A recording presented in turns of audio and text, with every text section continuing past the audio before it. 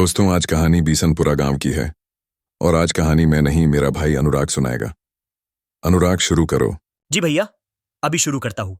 अगर आप लोग हमारे चैनल पर नए हैं तो हमारे चैनल को सब्सक्राइब कर देना और हमारी कहानी पसंद आए तो वीडियो को लाइक जरूर से कर देना। बीसनपुरा गांव की एक खासियत थी कि वहां के लोग बहुत मेहनती और सीधे साधे थे, लेकिन गांव के पास ही एक पुराना तालाब था जिसे लोग काला कुंड कहते थे। कहा जाता था कि उस तालाब में किसी जमाने में बलि दी जाती थी और कई लोगों की मौत हुई थी। कोई भी गांव वाला शाम के बाद उस कुंड के पास नहीं जाता था। गांव में दो भाई रहते थे, बड़ा भाई देव और छोटा भाई सुदामा। दोनों खेतों में काम करते थे, लेकिन स्वभाव में बिल्कुल अलग थे। देव बहुत जिद्दी और गुस्सैल था, जबकि सुदामा शांत और डरपोक। माँ बाप के गुजर जाने के बाद दोनों साथ रहते थे। एक बार की बात है, गांव के मेले के दिन दोनों भाइयों में झगड़ा हो गया। देव ने गुस्से में कहा, तेरी वजह से सब लोग मुझे नीचा दिखाते हैं। मैं साबित करूंगा कि मैं किसी से नहीं डरता। सुदामा ने समझाने की कोशिश की, लेकिन देव नहीं माना। उसी रात उसने सबको चुनौती दी कि वह काला कुंड पर जाएगा और वहां से पानी लेकर लौटेगा। गांव के बुजुर्गों ने मना किया, बेटा वहां मत जाना, वो जगह अच्छी नहीं है। लेकिन देव अपनी जिद पर अड़ा रहा। आधी रात को देव एक लौटा लेकर काला कुंड की ओर चला। सुदामा भी डरते डरते उसके पीछे गया। चारों ओर सन्नाटा था, बस झींगुरों की आवाज और दूर से कुत्तों का भौंकना सुनाई दे रहा था। जैसे ही वे तालाब के पास पहुंचे, पानी खुद खुद लहराने लगा, जबकि हवा बिल्कुल शांत थी। देव ने हंसते हुए कहा, देखा, कुछ नहीं है यहां। उसने झुककर पानी भरना चाहा, लेकिन तभी पानी से एक हाथ बाहर निकला और उसका हाथ पकड़ लिया। देव चीख पड़ा और छुड़ाने की कोशिश करने लगा।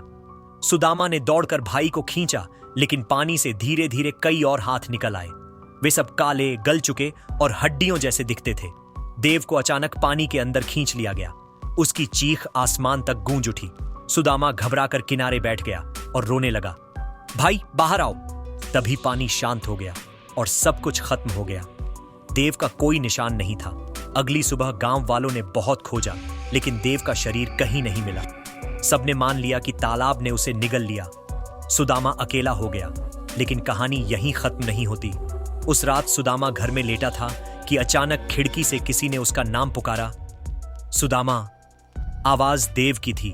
सुदामा कांप गया।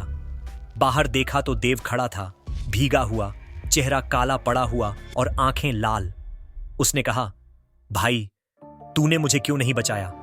अब तू भी मेरे साथ चलेगा। सुदामा डरकर दरवाजा बंद करने लगा, लेकिन दरवाजा अपने आप खुल गया। देव अंदर आ चुका था। उसके पैरों से पानी टपक रहा था और जहां जहां वो चलता वहां गीले निशान बनते जाते। सुदामा रोते हुए बोला, भाई माफ कर दो, मैंने कोशिश की थी।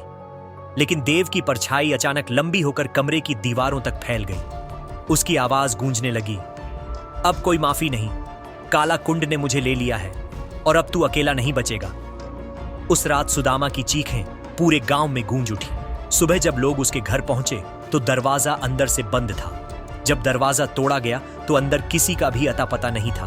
बस फर्श पर पानी के निशान थे, जो सीधा दरवाजे से निकलकर गांव के बाहर काला कुंड तक जाते थे। कहा जाता है कि आज भी बीसनपुरा गांव में रात को अगर कोई काला कुंड के पास जाता है तो उसे दो परछाइयां दिखाई देती हैं, एक देव की और एक सुदामा की। दोनों भाई अब हमेशा के लिए उस श्रापित तालाब का हिस्सा बन चुके हैं।